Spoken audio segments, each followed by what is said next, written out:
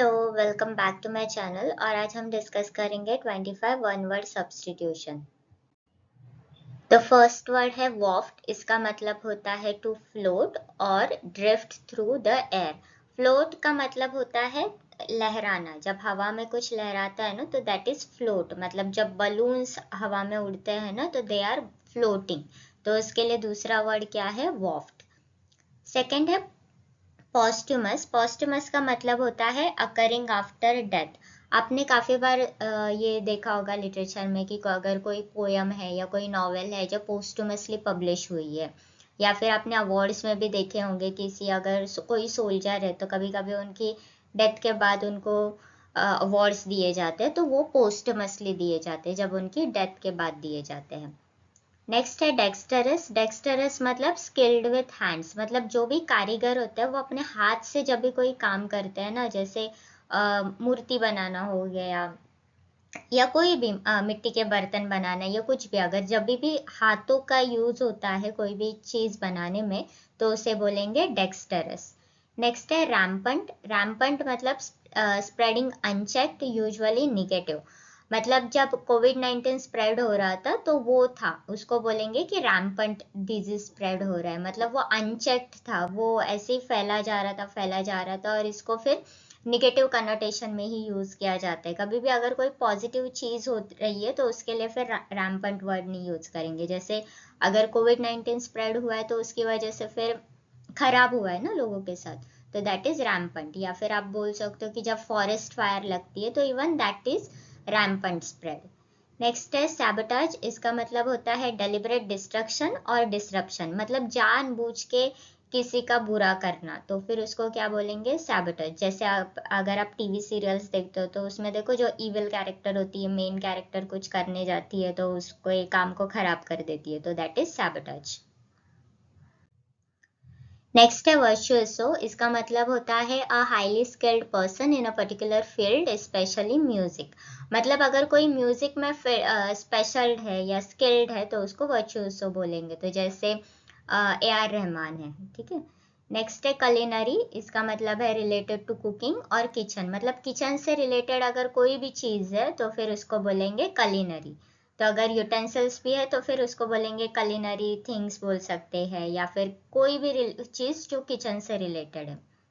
Next है interrogate. Interrogate मतलब question someone aggressively. Interrogate का एक और वर्ड फिर आगे हो जाएगा इंट्रोगेशन। आपने काफी बार देखा होगा न्यूज में नहीं, सॉरी, पुलिस वगैरह इंट्रोगेट करते हैं।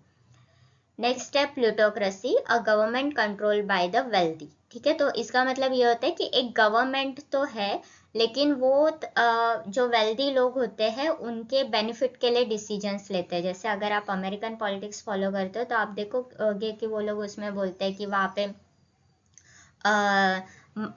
लॉबिंग करते हैं गवर्नमेंट के लिए। तो मतलब जो भी कोई डोनेशन देता है किसी पार्टी को तो फिर वो उनको उनके लिए काम करना पड़ता है, या फिर उनके बेनिफिट के लिए कुछ ऐसे लॉज लाने पड़ते हैं या डिसीजन लाने पड़ते हैं, तो फिर उसको बोलेंगे प्लूटोक्रेसी। नेक्स्ट है ओमनीवोर। ओमनीवोर वो होता है जो प्लांट्स भी खाता है और मीट भी खाते हैं। तो जैसे ह्यूमंस हो गया, हम लोग क्या है? ओमनीवोर है। हम वेजिटेरियन डाइट पे भी सरवाइव कर सकते हैं और नॉन वेजिटेरियन डाइट्स पे भी। नेक्स्ट है टोरेंशियल। तो जब बहुत जोर जोर से बारिश होती है ना तो उसको बोलेंगे torrential rain.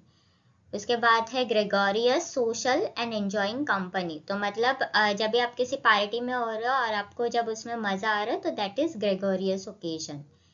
जुबिलिएशन is a feeling of great happiness और जॉय। आपने ये जुबली वर्ड सुना होगा, सिल्वर जुबली है या गोल्डन जुबली है, तो इसका मतलब होता है वो एक ऐसा ओकेजन जिसमें आपको बहुत ज्यादा खुशी मिल रही है। नोटोरियस। नोटोरियस का मतलब होता है फेमस लेकिन किसी बुरी चीज के लिए। तो कोई अगर सीरियल किलर है तो वो फेमस तो है लेकिन किसी बुरी चीज के लिए है, तो फिर वो हो जाएगा नोटोरियस। नेक्स्ट है क्विक्सोटिक। इसका मतलब है एक्सट्रीमली आइडियलिस्टिक एंड इम्प्रैक्टिकल। मतलब कुछ ऐसे लोग होते हैं ना जो अपने उसूलों पे ही चलते हैं कि रूल ब्रेक नहीं करना है तो फिर नहीं करना है, लेकिन कभी कभी उसका डाउनफॉल्स भी होते हैं, कुछ ड्रॉबैक्स भी होते हैं। मतलब ऐसी चीज जो देखने में सुनने में अच्छी लगती है लेकिन वो डेली के प्रैक्टिस में अच्छी नहीं है। नेक्स्ट है tangible. Something that can be touched और फेल्ट। आपने स्कूल में देखा रहेगा, टैंजेंट का एक चैप्टर था, देखो मैथ्स में रहेगा, तो इसमें सर्कल था, तो सर्कल को टच होके जो भी लाइन जाती थी उसको टैंजेंट बोलते थे। तो इसीलिए टैंजिबल कि मतलब कोई भी ऐसी चीज जिसको टच किया जाता है, मतलब ये खासकर इनके लिए होता है, ऐसे डिजायर्स के लिए होते हैं जो अचीवेबल होते हैं, जो आप उसको महसूस कर सकते हो, उसको फील कर सकते हो। नेक्स्ट है flora, the plant life of the region. तो किसी भी अगर एक रीजन में अगर जो भी वहाँ पे प्लांट लाइफ है, जो भी वहाँ पे ग्रास लैंड हो गया या कुछ भी, उसको बोलेंगे फ्लोरा। और अगर एनिमल्स है तो फिर उसके लिए आएगा फाउना।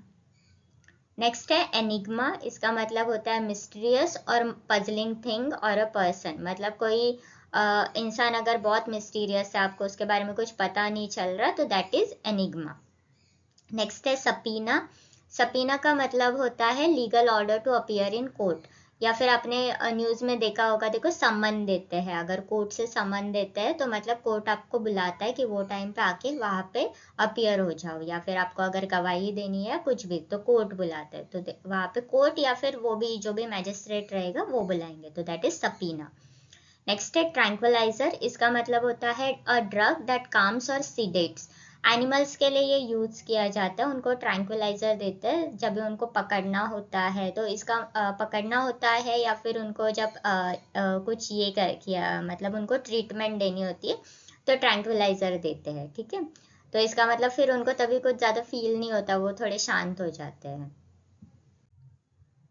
नेक्स्ट है कलाइडोस्कोप, इसका मतलब है अ चेंजिंग पैटर्न्स और सीन।